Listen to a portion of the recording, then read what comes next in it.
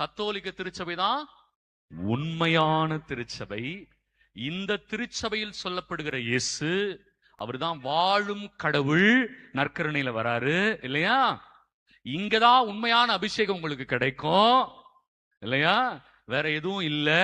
அதுக்கப்புறம் நான் ஒண்ணு சொன்னேன், உண்மை வேணும்ன்றவங்க இங்கதான் வரணும். வேற எங்க போனாலும் உண்மை கிடைக்காது. வேற எங்க போனாலும் உண்மை. அதர் அவங்க பைபிள் வசனம் எல்லாம் பேசுவாங்களே, ஆமா பைபிள் வசனம் எல்லாம் பேசதான் செய்வாங்க.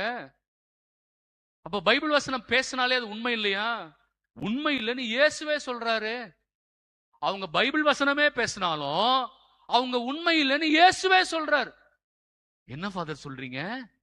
அதுவும் பைபிள் இருக்கா? இருக்கு, மத்தேயு 7:21 இருக்கு. எடுங்க, சீக்கிரம் எடுங்க, மத்தேயு 7:21 எடுங்க. என்னை நோக்கி ஆண்டவரே ஆண்டவரே என சொல்பவர் எல்லாம் விண்ணரசுக்கு செல்வதில்லை. கவனிச்சிங்களா? பிரியமானவர்களே, இயேசு பாருங்க எவ்வளவு கண்டிப்போட பேசுறாரு. ஆண்டவரே ஆண்டவரே என சொல்பவர் எல்லாம் விண்ணரசுக்குள் செல்வதில்லை சொல்றது இயேசுங்க. அப்ப முங்கி ஞானஸ்நானம் வாங்கிட்டாவே ரட்சிக்கப்பட்டுட்டேன்றாங்க இல்லையா? முங்கி ஞானஸ்நானம் வாங்கிட்டாலே நாங்க ரட்சிக்கப்பட்டுட்டேன்றாங்க. நீங்கள் ரட்சிக்கப்பட்டு விட்டீர்களான்னு கேக்குறாங்க நம்மள. நம்ம ஆளுங்கெல்லாம் அப்படியே மிரள்றாங்க. அப்படியா? அப்படின்னா என்னன்னே எங்க ஃபாதருங்களுக்கு எல்லாம் தெரியாது. எங்க ஃபாதருங்கெல்லாம் வேஸ்ட், எங்க ஃபாதருங்கெல்லாம் சுத்த மக்குங்க, அவங்களுக்கு ஒண்ணுமே தெரியாது இல்லையா? நீங்க ரட்சிக்கப்பட்டு விட்டீர்களா?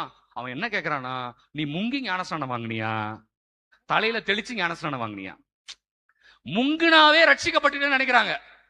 அந்த மாதிரி ஆளுங்களுக்காக இயேசு சொல்றாரு, டேய் முங்குனாலும் ஞானஸ்நானம் இல்ல, தெளிச்சாலும் ஞானஸ்நானம் இல்ல, கத்தோலிக்க திருச்சபையில வாங்கினாதான் ஞானஸ்நானம்.